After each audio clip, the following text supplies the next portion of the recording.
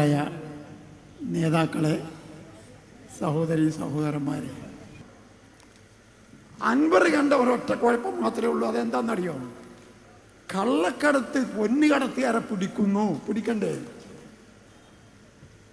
അദ്ദേഹം TV ചാനലിൽ പ്രദർശിപ്പിച്ചുകൊണ്ട് ഒരു ഓഡിയോ കാണിച്ചു. ഒരു കാരിയറിൻ്റെ ഫോട്ടോ ഒരാൾ ഇരിക്കുന്ന ഒരു കുട്ടിയായിട്ട്.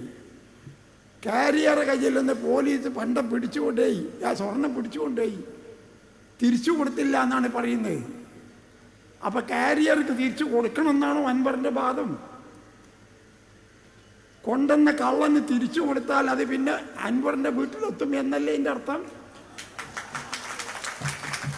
നിങ്ങൾ ആലോചിച്ച് നോക്കി. ബഹുമാനപ്പെട്ട മുഖ്യമന്ത്രി മിഞ്ഞാന്ന് പറഞ്ഞു, 5 കൊല്ലം കൊണ്ട് 150 കിലോ സ്വർണവും 123 കോടി ഉറുപ്പിക ഹവാല പണവും നമ്മുടെ ഈ കോഴിക്കോട് വിമാനത്താവളം വഴി വന്നു.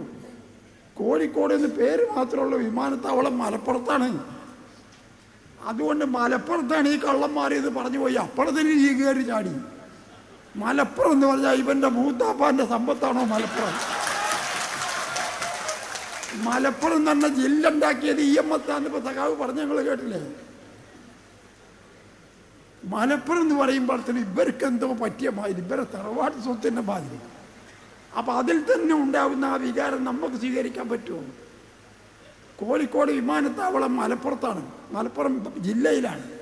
ആ ജില്ല വഴിക്കാണ് 150 കിലോ സ്വർണ്ണം 5 കൊല്ലം കൊണ്ട് കൊണ്ടുവന്നത്.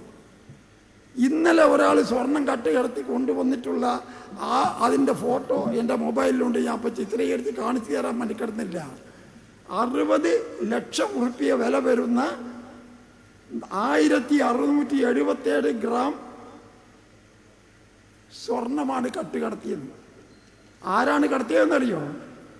അതാ രസം. മുനീർ ബാബു, KMCC, മുബീർ ബാബു, ഫൈസി സഖാഫി വഖാഫി എന്നൊക്കെ പറഞ്ഞ് ഞങ്ങൾക്കറിയില്ലേ? നമ്മളെ മുസ്ലിയറാണ് ഫൈസി. മുനീർ ബാബു ഫൈസിയാണ്. അതും മുസ്ലിം ലീഗിൻ്റെ വിദേശത്തുള്ള സംഘടനയായ KMCCയുടെ നേതാവ്. അയാൾ എങ്ങനെയാ കൊണ്ടുവന്നതെന്ന് പറയാൻ ഈ പെണ്ണുങ്ങൾ ഇവിടെ ഇരിക്കണമെന്നുണ്ട്. പടച്ച തമ്പുരാനെ, ഞാൻ അത്ഭുതപ്പെട്ടു പോയി. ഇയാളെ കഴുത്തി കടത്തിയിട്ട് ആ സാധനം വലിച്ചെടുക്കുന്ന ഫോട്ടോ എൻ്റെ മൊബൈലിലുണ്ട്. ഞാൻ വേണമെങ്കിൽ കാണിച്ചു തരാം. ആര്? ഫൈസി. പറയാൻ പാടില്ല, ഓ ഇസ്ലാമായി പോയി. ആ മുസ്ലിയാരാണേ. മുനീർ ഫൈസി എന്നാണ് അദ്ദേഹത്തിൻ്റെ പേര്. ഇന്നലെയാണ് ഈ സംഭവം. വലിച്ചിങ്ങനെ എടുക്കുക. എത്ര? 60 ലക്ഷം ഉറുപ്പ്യ വില വരുന്ന 1677 ഗ്രാം സ്വർണം ഇവൻ്റെ. ഞാൻ പറയിപ്പിക്കാനില്ല പോലും. അപ്പം അതിൻ്റെ വലിപ്പം എന്താണ്? ഉരലാണത്.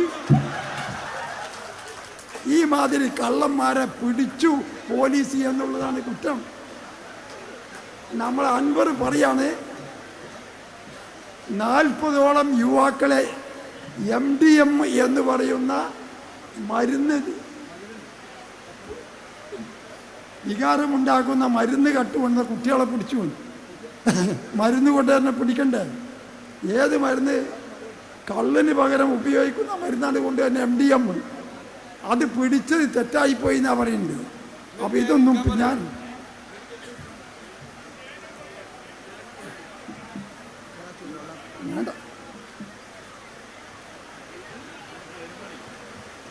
അപ്പോൾ ഇതൊന്നും ഞാൻ വിശദീകരിച്ച് പറയുന്നില്ല, മടിയും വന്നതുകൊണ്ട്.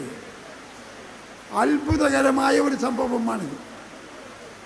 അദ്ദേഹം നമ്മുടെ ജില്ലാ സെക്രട്ടറി EN മോഹൻദാസിനെ പറ്റി പറയാണ്, നിസ്കരിക്കാൻ സംഭവിച്ചില്ല. ഇവരാരാ? ശേഖത്തുള്ളേ. നിസ്കാരം എന്താണെന്ന് അറിയോ അയാൾക്ക്? നിസ്കരിക്കാൻ സംഭവിച്ചില്ല നമ്മുടെ സെക്രട്ടറി. ഞാൻ ചോദിക്കട്ടെ, 42 കൊല്ലമായി കമ്മ്യൂണിസ്റ്റ് പാർട്ടിയുടെ അനുഭാവിയായി തുടങ്ങി മെമ്പറായി സംസ്ഥാന കമ്മിറ്റി അംഗമായി ഞാൻ നിൽക്കുന്നു. 1982 ഞാൻ പാർട്ടി മെമ്പർഷിപ്പ് എടുക്കുന്നത്. 87 പാർട്ടി എന്നെ മന്ത്രിയാക്കിയത്. 88 പാർട്ടി മന്ത്രി എന്നുള്ള നിലക്കാണ് ഞാൻ മക്കത്ത് പോയി പരിശുദ്ധ ഹജ്ജ് കർമ്മം നിർവഹിച്ചത്. എൻ്റെ പാർട്ടി പോകണ്ടെന്ന് പറഞ്ഞോ? അങ്ങനെ കഴിഞ്ഞ 10-40 കൊല്ലത്തിനിടയ്ക്ക് പല സന്ദർഭങ്ങളിലായി 9 പ്രാവശ്യം ഉംറ കഴിച്ച മെമ്പറാണ് ഞാൻ പാർട്ടിയിൽ. ഉംറ പാടില്ല എന്ന് പറഞ്ഞോ പാർട്ടി? അൻവറിന് നിൽക്കാറ് കണ്ടപ്പോഴത്തിന് മോഹൻദാസിന് ബേജാറായി. ഇവനെങ്ങാനും പൊന്തിയെങ്കിലോ എന്ന് വിചാരിച്ചിട്ട് എന്തൊരു കഷ്ടപ്പാട്. വേറെ എന്ത് കുറ്റം പറഞ്ഞോ? വർഗീയവാദം മോഹൻദാസിനെ പറ്റി പറയാൻ പാടില്ലോ? അയാൾ ഏത് മോഹൻദാസ് പറഞ്ഞു? ഇനി അതുപോലെ എവിടുന്നാണ് മോഹൻ പറഞ്ഞത്? പാർട്ടി ഓഫീസിൽ, ജില്ലാ കമ്മിറ്റി ഓഫീസിൽ അൻവർ വരാറില്ല.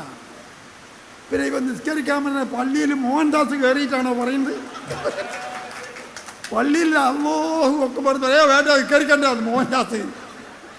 അൻവറെ വിവരല്ലെങ്കിൽ ഇല്ല എന്നുള്ള ബോധമെങ്കിലും വേണം. ഈ തരത്തിൽ ആളുകളെ കളിയാക്കണം, ഈ തരത്തിൽ അപമാനിക്കരുത് ജനങ്ങളെ.